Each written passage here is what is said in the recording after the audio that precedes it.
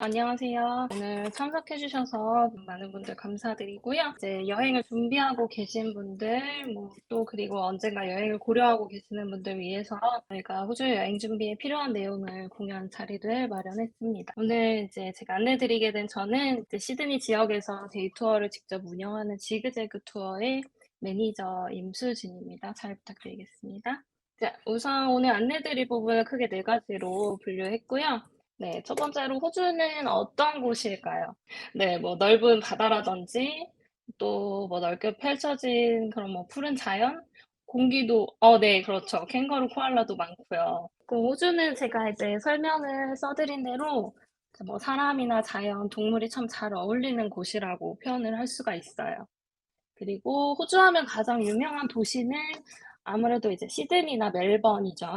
근데 아마 또 많은 분들이 아시다시피 사실 실제 수도는 캔버라라는 이제 시드니와 멜번의 중간 지역 도시인데요. 이 수도가 정해지는 데 있어서 이런 시드니 지역과 멜번의 갈등이 사실 많이 있었다고 해요.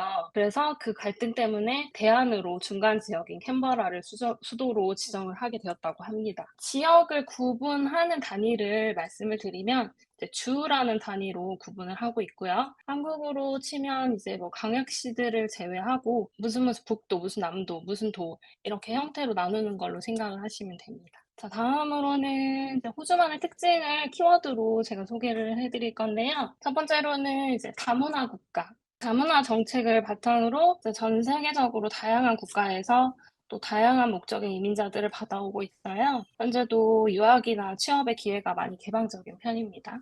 네, 두 번째 키워드는요, 대륙이 곧 나라인데요. 이제 섬으로만 불리기에는 호주는 규모 자체가 조금 커요. 그래서 호주를 대륙으로도 부르고 있고요. 네.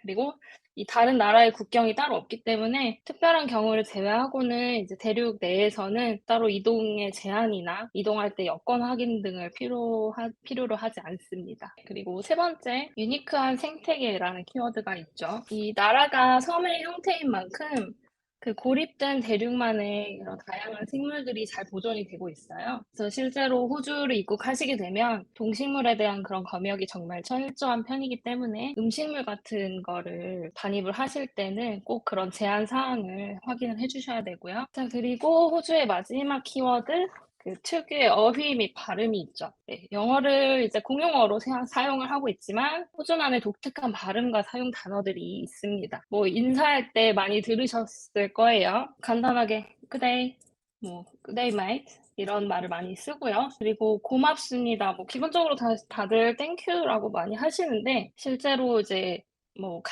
더 간단하게 cheers, 타 이렇게도 많이 표현을 하시더라고요.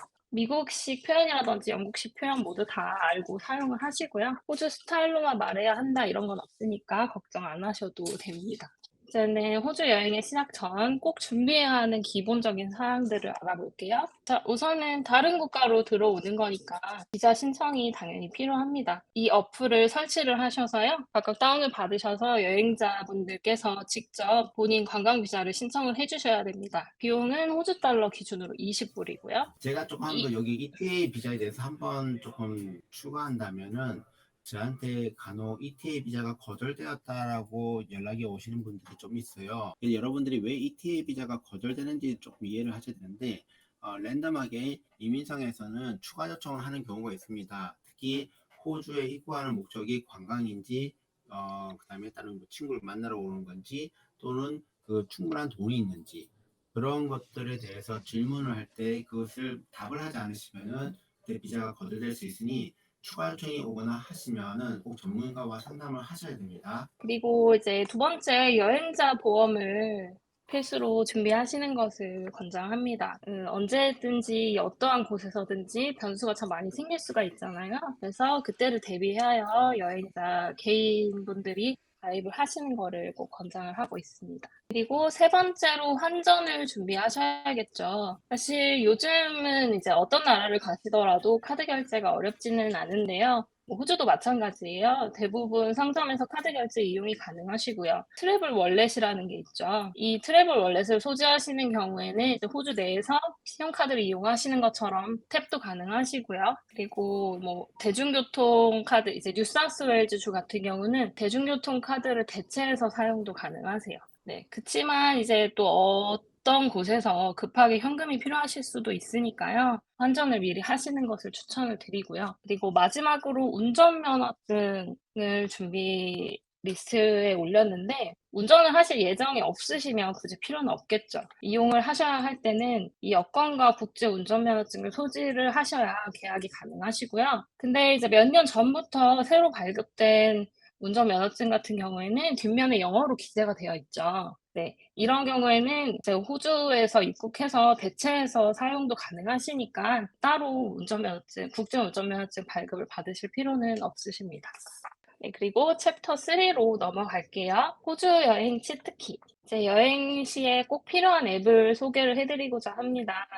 첫 번째로는 구글 맵이고요. 네, 그리고 두 번째로는 교통 어플인데요. 이 각 주별로 사용하는 교통카드나 총 라인 이런 게 다 달라요. 그래서 방문하시는 주에 맞게 어플을 미리 설치를 해서 사용하시는 걸 권장드리고 있습니다.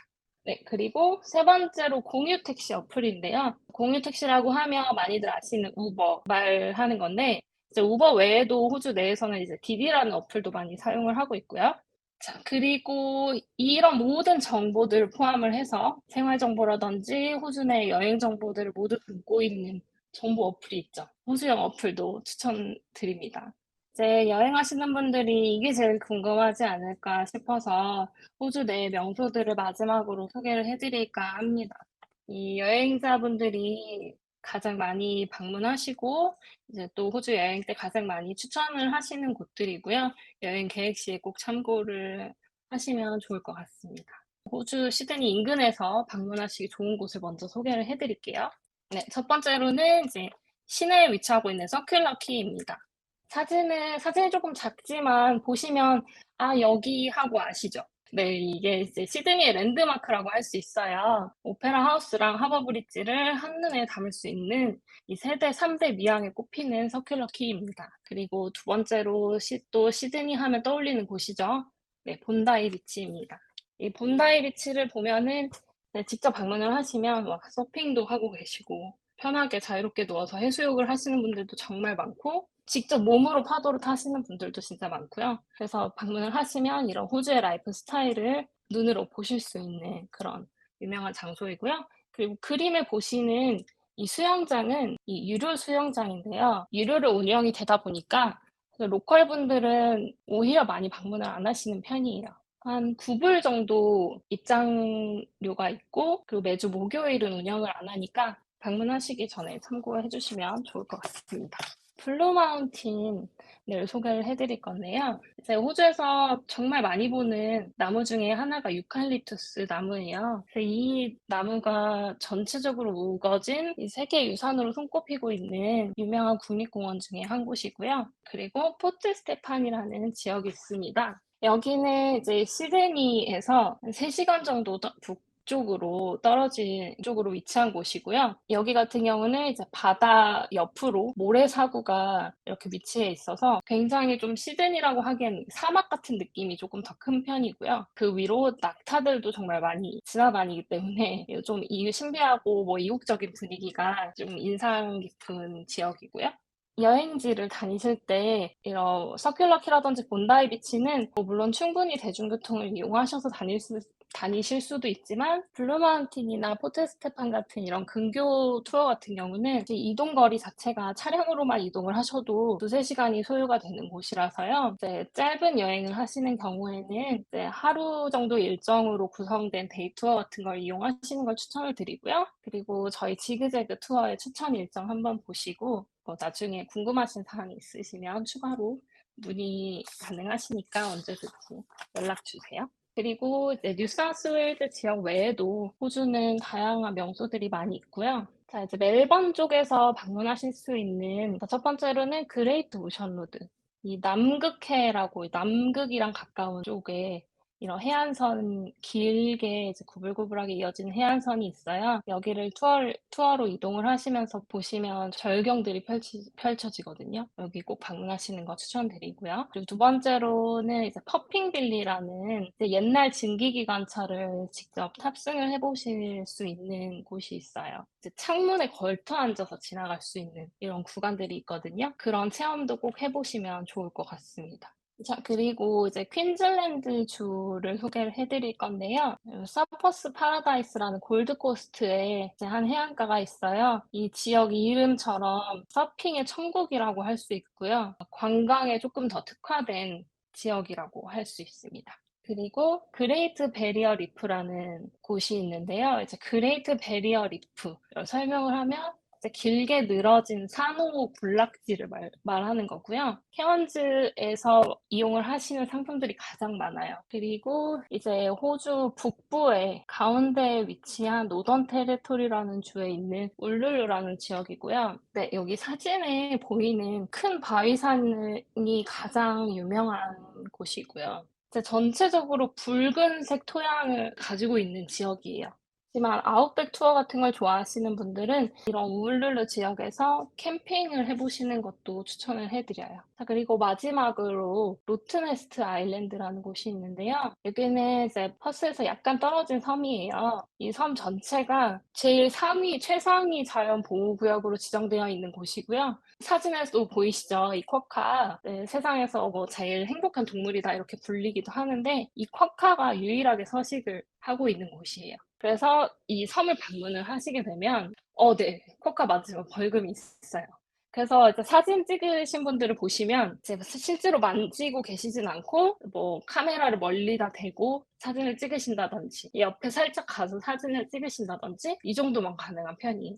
로트네스트 아일랜드 하루나 이틀 정도로 방문 가능하시니까 꼭 시간 내서 한번 들려보시면 좋을 것 같아요. 네, 이렇게 호주의 명소까지 다 소개를 해드렸고요.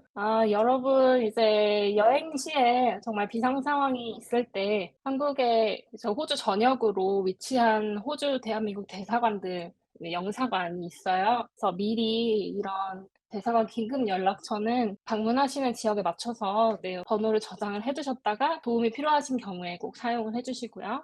네, 여기까지 이제 제가 호주 여행 준비와 이제 호주 유명한 명소들 소개를 해드렸어요. 제가 저기 많이 듣는 질문 중에 하나가 네, 날씨는 좋은데 네. 인종차별 문제가 좀 심각하지 않냐는 질문을 많이 받아요.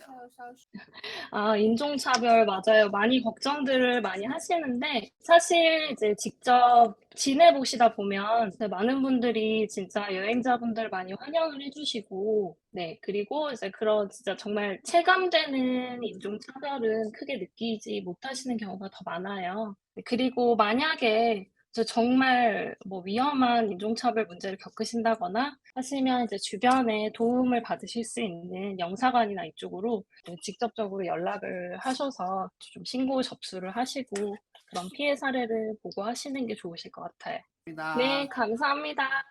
네, 즐거운 여행 되세요. 안녕. 안녕하세요.